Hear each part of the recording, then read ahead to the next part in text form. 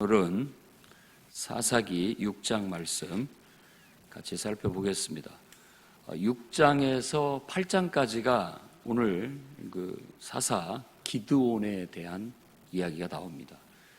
기드온은 그 단어가 벌목하는 사람이라는 뜻을 갖고 있습니다. 그러니까 나무꾼 이런 이름을 갖고 있습니다. 그리고 그의 아들 아비멜렉, 첩의 아들 아비멜렉의 이야기가 9장에 나와 있죠. 그러니까 6장에서 9장까지가 기드온의 얘기, 기드온의 아들의 이야기로 많은 부분을 차지하고 있습니다.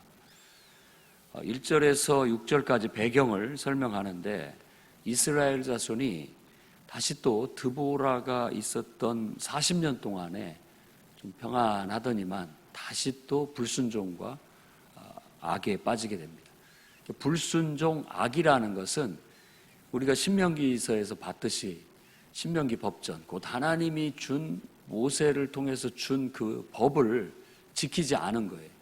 그 핵심은 하나님만을 섬겨야 되는데 우상을 섬기는 거라든지 그것으로 인해서 사회적인 그런 타락과 영적인 타락 이런 것들을 가져오게 되는 그런 행위들을 말합니다.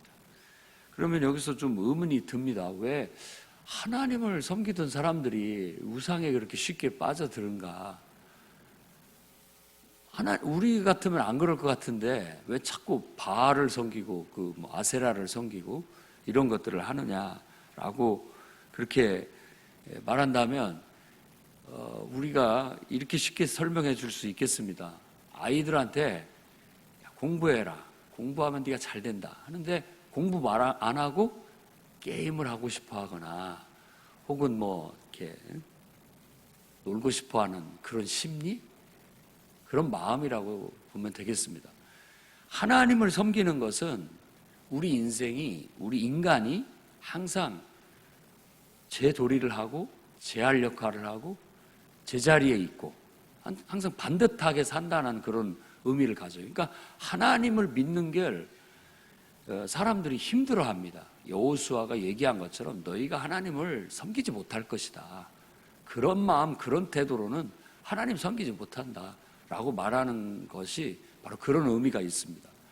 사람이 자꾸만 자기의 편함을 추구하고 자기의 욕망에 욕심을 따라가고 이렇게 자기 하고 싶은 대로 하고 이렇게 하고 싶어하는 마음들이 너무 강한데 그 마음을 쫓아가면 우상을 섬기게 됩니다. 그러니까 하나님이 있어야 할 자리에 다른 것들이 들어오게 되고 하나님의 선하신 뜻대로 하나님의 뜻을 성취하도록 지음을 받은 인간이 하나님의 뜻을 저버리고 자꾸만 자기 욕심과 이기적인 욕망을 쫓아가게 됨으로써 이와 같은 결과가 나타나는데 그 대표적인 것이 바로 우상 숭배입니다. 아이들이 야 공부 좀 해라 라고 했을 때 공부한다고 해놓고 그 밑에 만화책 숨겨놓고 만화책을 본다든지 핸드폰 숨겨놓고 몰래 게임하다가 부모님이 문 여는 소리만 들으면 얼른 덮어놓고 책 보는 채 하는 거나 똑같은 그런 심리라고 볼 수 있다는 겁니다. 아이들만이겠습니까? 우리 어른들 마음속에도 어느 정도 그런 속성들이 본성들이 숨어져 있습니다. 그러다 보니까 늘 이렇게 해야 되는 줄 알면서도 그걸 하지 못하게 되는 경우도 많고 이런 것들은 하지 말아야 됨에도 불구하고 자꾸만 끌려 그걸 행하면서 불순종한다든지 또 죄를 짓게 되는 그런 결과를 가져오게 되는 거죠. 이게 죄의 속성, 죄의 심리라고 할 수 있겠습니다. 그러니 이스라엘 자손들이 계속 반복적인 죄에 빠지게 되고 그로 인하여 반복적인 어려움을 계속해서 겪게 된다는 악순환이 되는 거죠. 정말 인생에 지혜로운 사람이 있다면 내가 어떻게 살면 똑바로 살까 잘 살까 한다면 죄의 속성을 이해하고 그것의 악순환을 고리만 잘 끊어낸다면 인생이 달라질 것은 확실합니다. 누구든지 자기 인생이 달라지기를 원한다면 환경을 바꾸려고 하기보다 내가 만나는 사람을 바꾸려고 하기보다 일단 자기 자신의 죄의 속성을 빨리 깨닫고 그것부터 타파해 가는 것이 훨씬 인생을 변화시키는데, 개선하는데 큰 능력이 되리라고 여겨집니다.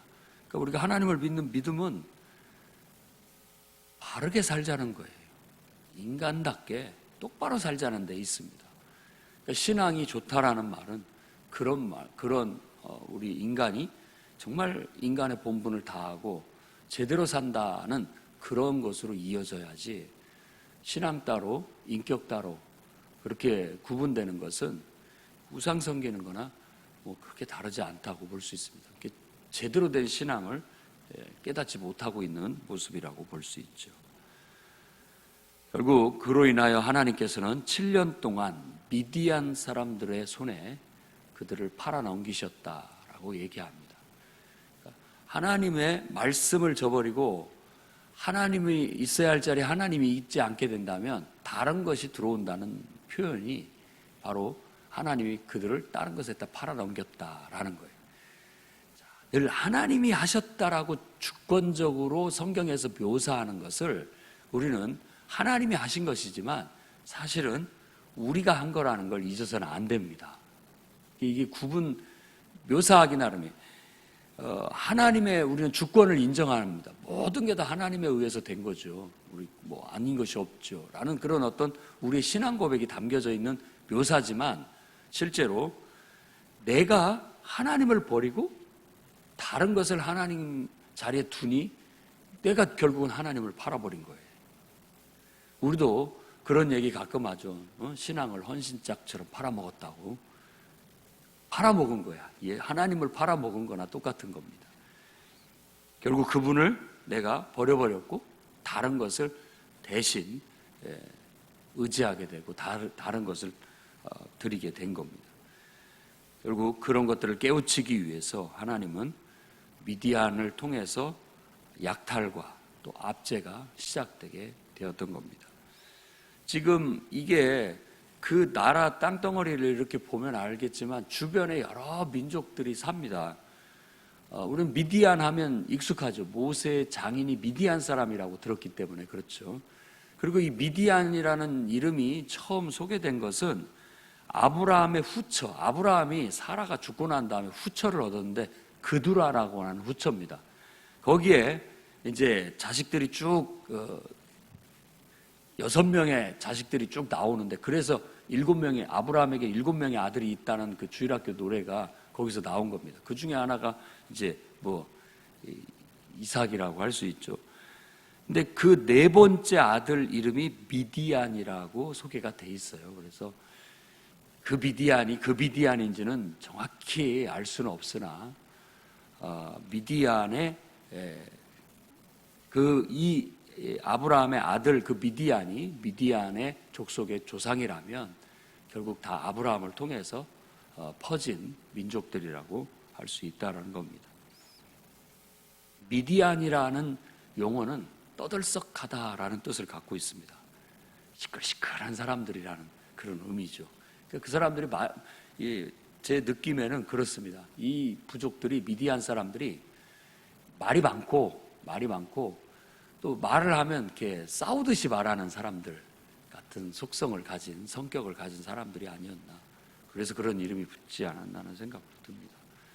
아무튼 그런 사람들이 미디안은 막 떠들썩하고 대화를 하더라도 막 싸우는 것 같이, 우리가 보면 그냥 대화가 막 서로 싸우는 것 같이 하는데 자기들 간에는 싸우는 것도 아닌 그만큼 이렇게 말이 세고 뭐 이런 사람들이었던 것 같습니다. 그들이 주도가 되어져서 이스라엘이 약화되니까 계속 보면 하나님을 믿는다는 것은 주도적인 삶을 사는 것이고 성실한 삶을 사는 것이고 인생을 똑바로 산다는 뜻입니다. 그런데 우상에 빠진다라는 것은 마치 우리가 술이나 도박 혹은 이렇게 어떤 탐욕에 빠져서 인생을 똑바로 살지 못하는 것과 같아요. 그러면 약해져요. 국력도 약해질 뿐만 아니라 한 개인의 인생도 약해지게 돼서 다른 사람들에 의해서 유린을 당하게 돼 있습니다. 내가 주도적이지 못하고 내가 성실하고 똑바로 살지 못하면 세파에 그냥 밀려 그냥 인생이 왜 어떻게 막 굽어 도는 인생이 될 수밖에 없는 거죠. 그러니까 미디안 사람 또 아말렉 사람 동방에 있는 그런 부족들이 저것들 뭐 가지고 놀기 좋다 혹은 저것들 막 가서 뺏어오자 해도 대항도 못하고 그래도 그냥 맥없이 뺏기는 그런 연약한 존재가 돼버리고 마는 거죠. 그러니 마음대로 가서 야 거기 지금 아마 이제 벼별 때 됐을 거야 가서 뺏어오자 가가지고 깡패들처럼 가가지고 약탈해오고 그래도 딱히 어떻게 막아서지도 못하고 무력하게 그렇게 돼버리게 되는 거예요. 여러분 우리는 하나님을 믿는 믿음으로 우리의 영혼을 개발하고 갈고 닦고 아주 예리하게 키워가야 됩니다. 여러분의 정신력 또 사고력 또 일상생활을 살아가는 삶의 모든 면에 있어서 하나님을 믿는 믿음을 통해서 능력을 개발하고 갈고 닦고 정말 더 탁월한 능력들을 창조해서 누구도 함부로 업신여길 수 없을 만큼 무시당하지 않을 만큼 항상 당당한 그런 인생을 사셔야 됩니다. 그렇지 않으면 자꾸만 여러분 주위에 있는 사람들에 의해서 휩쓸려 다니고 휩쓸려 가게 되고 자기 삶을 살지 못하게 되고 마치 꼭 약탈당하는 것 같은 늘 그런 인생을 살 수밖에 없는 겁니다. 6절 말씀의 결과는 그것으로 인해서 궁핍함이 너무나 심한지라 이스라엘 자손이 여호와께 그때서 부르짖더라라고 말합니다. 이렇게는 못 살겠습니다라고 부르짖자 하나님은 한 선지자를 통하여 말씀을 주십니다. 선지자는 바로 그런 겁니다.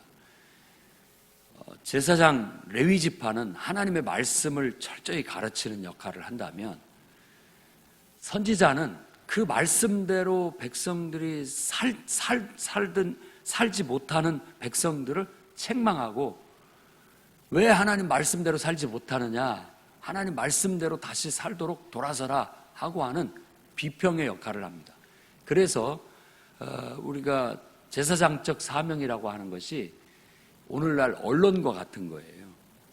뭐 지도자들이 나라를 이끌어가고 이렇게 하는데 그것을 왜 이렇게 한다고 약속해놓고 왜 지키지 않느냐, 왜 똑바로 하지 못하느냐, 주로 그런 비판적인 얘기들을 많이 하죠. 그래서 이 선지자들이 선지자적 사명이 선지자적인 역할이 바로 그런 거죠. 자꾸 미움을 받게 되고 그런 사람들은 그 욕을 먹고 때로는 죽임을 많이 당합니다. 그래서 선지자들이 욕을 많이 먹었고 죽임도 많이 당하는 사례들이 나타나게 된 거죠. 이 선지자도 이름은 밝히지 않지만 한 선지자가 일어나 너희를 하나님께서 애굽으로부터 구원해서 이 땅을 이렇게 약속대로 주셨는데 왜 이 땅을 받아서 정말 젖과 꿀이 흐르는 땅으로 가꾸고 하나님께 순종하며 살아야 되는데 왜 말씀대로 살지 않느냐, 왜 불순종하느냐, 내 목소리를 듣지 아니하였느냐라고 책망하는 설교가 들려지게 된 거죠. 선지자들은 시장에서 그러니까 사람들이 많이 모이는 광장에서 이와 같은 설교들을 하고 백성들을 깨우칩니다. 때로는 연극장에서 연극을 통해서도 깨우치기도 하고 그렇게 하는 겁니다. 오늘날로 말한다면 설교예요. 말씀대로 살자 이런 어떤 설교죠.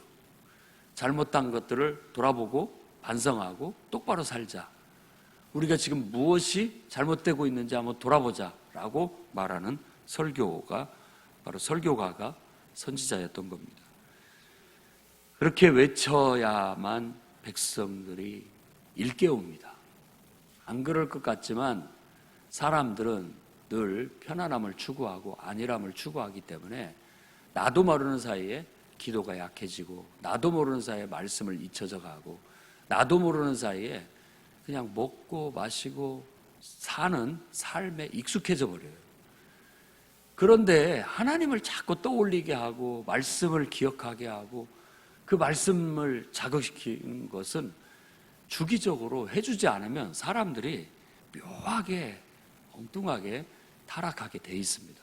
그래서 성도들은 오늘날 예수를 믿는 성도들은 예수님처럼 날마다 하나님 말씀 앞에 새벽으로 밤으로 그분 앞에, 그분의 임재 앞에 나아가 그 임재를 놓치지 않으려고 힘써야 되고, 말씀을 묵상함으로써 늘 나 자신을 일깨워야 되고, 기도를 통해서 늘 하나님을 배워가고 알아가고 하나님께 가까이 접근해가는 수행을 끊임없이 해야 됩니다. 그래도 사탄이 틈을 타고, 그래도 나도 모르게 실수하고, 그래도 나도 모르게 하나님 말씀대로 행하지 못하는데, 이것에서 완전히 벗어나서 나 자신을 마치 더 이상 나 이런 것에 얽매이기 싫다, 내 마음대로 하고 싶다, 이런 게 바로 바알을 숭배하는 거고 아세라를 숭배하는 거예요. 말하지 않지만 우상을 따라가고 있는 거나 똑같다고 할 수 있는 겁니다. 돌이켜야 됩니다.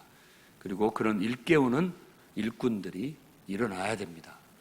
드보라의 노래에서 깨어나라 깨어나라 드보라여 라는 것은 일꾼들을 일으켜 세우는, 그래서 백성들을 일깨우는, 영혼을 깨워내는, 그래서 바른 길로 이끌어갈 수 있는 그런 일꾼들을 일어나라고 말하고 있는 거예요. 풍요로운 교회도 그런 일꾼들이 일어나서 이 이름 없는 한 선지자들처럼 잠자고 있는 영혼 깨워내야 됩니다. 자꾸만 하나님과 거리가 멀어져 가는 성도들 자꾸만 다독여서 이렇게 더 앞장서서 갈 수 있도록 이끌어줘야 됩니다. 뒤처지다 보면 어느 순간 원수에게 그 영혼이 잡혀먹을 수 있고 결국 하나님과 단절돼 버릴 수 있기 때문에 두려운 마음으로 자꾸 챙겨서 앞서가게 해야죠. 그래도 끝내 듣지 않는다면 어떻게 할 수는 없겠지만, 하나님께 맡겨야 되겠지만, 할 수 있는 한, 우리가 할 수 있는 한 우리의 사명을 다할 수 있었으면 좋겠습니다. 그 다음에 이제 11절부터 비로소 기드온이 소개되어지고, 이 이야기는 여호와의 사자가 기드온을 찾아 그를 부르심으로써 나타납니다. 한 일꾼의 부르심, 그리고 소명, 그리고 그에게 내려진 명령, 그가 어떻게 순종해 가는지를 보여주고 있습니다. 자, 기드온은 큰 용사여 여호와께서 너와 함께 계시도다라고, 여호와의 사자, 천사라고도 하고 하나님인데 하나님을 직접 내세울 수 없기 때문에, 그분은 눈에 보이지 않는 분이기 때문에 바로 이와 같은 하나님 여호와의 사자나 천사나 이런 것들을 통해서 하나님이 인간에게 계시되어지는 겁니다. 기드온을 큰 용사라고 부르고 있고, 여호와께서 너와 함께 계시다라고 말하자 이 기드온이 의문을 품습니다. 아니, 하나님이 우리와 함께 하신다면 왜 지금 이 백성이 이렇게 무력하고 이와 같단 말입니까? 왜 미디안에게 우리를 팔아 넘기셨습니까? 조상들이 말하는 그 하나님은 이 홍해를 가르시고 광야에서 우리를 이끌고 이 가나안 땅을 능력으로 우리에게 선물해 주신 그 하나님의 이적이 도대체 어디 있단 말입니까? 다시 얘기한다면 하나님의 능력이 어디 있단 말입니까? 라고 그렇게 말하는 거예요. 이건 아마 그 당시 이스라엘 사람들의 하나님을 향한 그 원망, 하나님을 향한 그 기도의 내용이 이와 같았다고 할 수 있습니다. 인생이 어렵고 힘들 때 우리가 하나님 앞에 가서 하는, 하나님 왜 이렇습니까? 왜 하나님 능력은 어디 있단 말입니까? 라고 말하는 것과 같죠. 그때 이제 오히려 그거에 대한 답변은 그에게 소명을 준, 그렇다면 네가 네 힘으로 이 이스라엘을 미디안의 손에서 네가 구원해내라 라고 소명이 부여되는 거예요. 이 소명이라는 것이 바로 이와 같습니다. 우리가 사역자가 될 때에도 소명 간증문 이런 것들을 내게 합니다. 하나님이 나를 부르셨다라는 확신을 어떻게 갖느냐라는 것을 확인하고자 하는 거죠. 근데 어떤 일을 할 때 이렇게 보다 보면 필요성을 느끼는 사람이 있습니다. 저는 누군가는 저 사람을 좀 가르쳐서 세워야 되는데, 누군가는 저 사람을 좀 깨우쳐야 되는데, 왜 그 깨우치는 사람이 없고 가르치는 사람이 없지? 라고 했을 때 내 영혼 깊숙이에서 네가 해라 라는 게 바로 소명이죠. 하나님의 부르심입니다. 그게 내 눈에 보였다는 것, 그리고 그 마음이 내 마음 안에 생겼다는 것, 이것을 내가 생각한 것이 아니라 하나님께서 저걸 내게 깨우쳐 주시고 저런 마음을 내게 들게 하신 것은 나에게 그 일을 하라고 하시는 거구나 라는 그런 부름으로 얘기할 수 있는 것이죠. 물론 베드로는 나를 따르라, 내가 너 사람 낚는 어부 되게 만들겠다, 그러자 그냥 버려두고 따랐다라고 단순하게 요약해서 설명을 해주고 있지만, 정말 예수님의 얘기를 듣고 나도 저분의 가르침을 나도 배우고 저분처럼 살아가고 싶다라는 마음에 모든 걸 버리고 그분을 따르는 것으로 우리는 더 이렇게 합리적으로 생각해 볼 수가 있죠. 그래서 우리의 마음에도 바로 그와 같은 하나님의 소명을 주셨을 때 여러분들도 그 소명 앞에 순종해 나갈 수 있기를 바랍니다. 그 부름을 받자 왜 찬양팀이 왜 없어? 왜 교사가 없어? 왜 목자 할 만한 사람이 없어? 라고 말하고 있는 그 사람이 지금 그 사람에게 하나님은 그러면 당신이 하면 되지 않겠습니까? 라고 말하고 있는 거예요. 그러자 지구상에 있는 모든 사람들이 하는 비슷한 변명을 합니다. 나는 능력이 안 됩니다.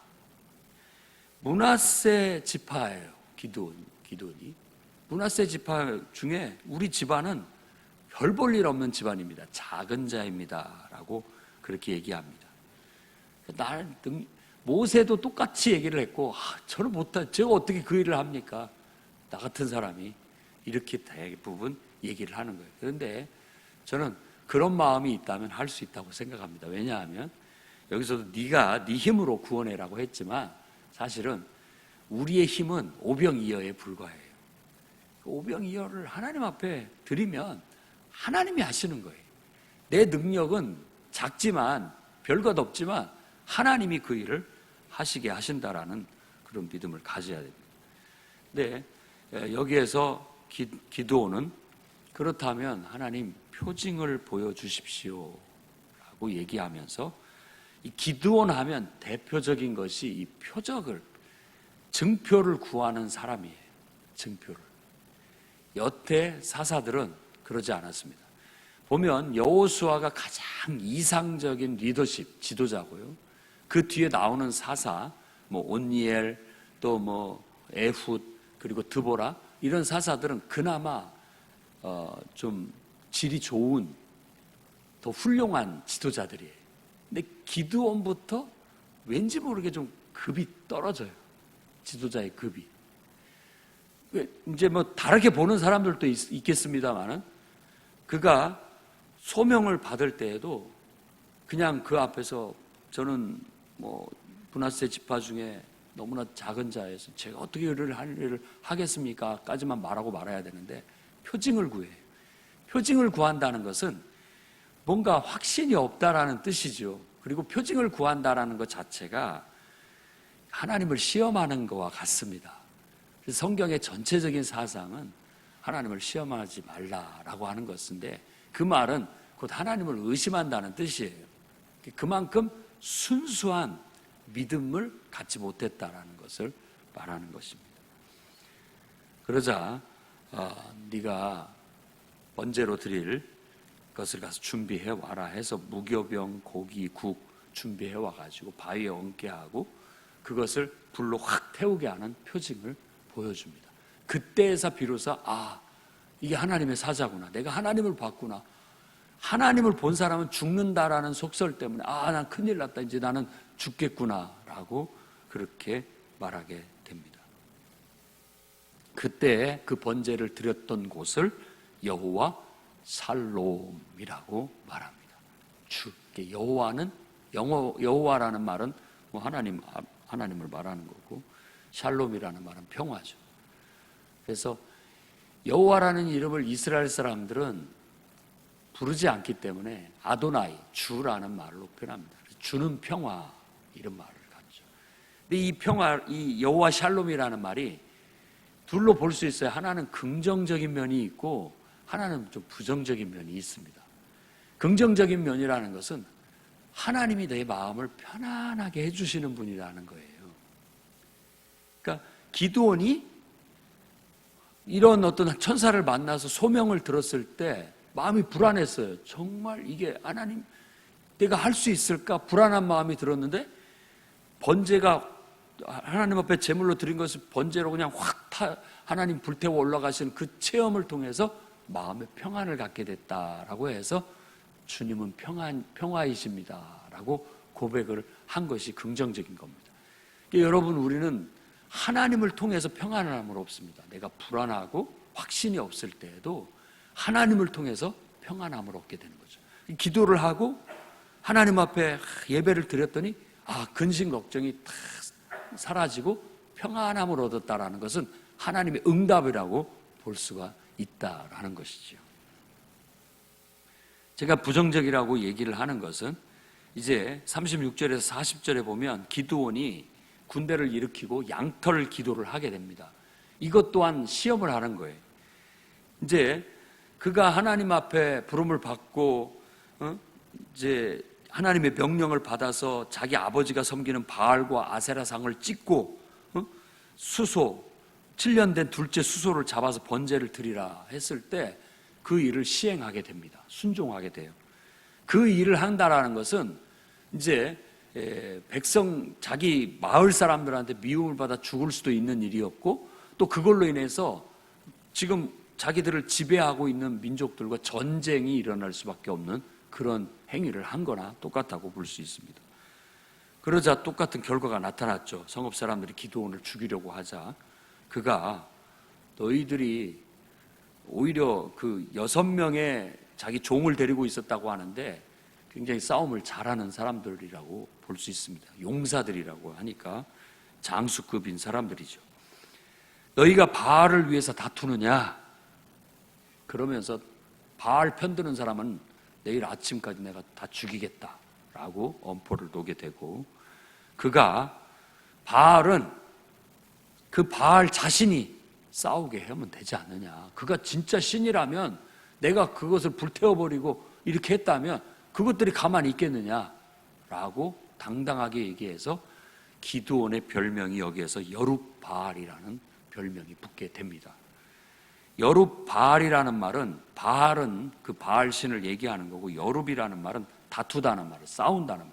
그러니까 바알과 싸우는 사람이라고 말할 수 있고 나중에 이 이름은 사무엘하 11장 21절에 가면 여룹 베셋이라고 해서 베셋이라는 말은 우상을 통틀어 얘기하는 겁니다. 우상과 싸우는 사람이라고 그렇게 말하는 거죠.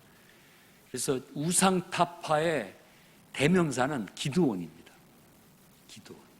완전히 우상을 갖다가 자기 아버지가 섬기는 우상을 불질러버리고 했던 사람으로서 우상을 타파의 대명사가 되게 되는 겁니다. 그래서 여룹바알, 여룹베셋이라는 이름이 붙게 되죠. 이런 것들이 소문이 나면서 얘들이 우리를 지금 반란을 일으켰다라는 소문을 듣고 미디안과 아말렉과 동방 사람들이 이스라엘 골짜기에 군대를 소집해서 싸우려고 모여들게 됩니다.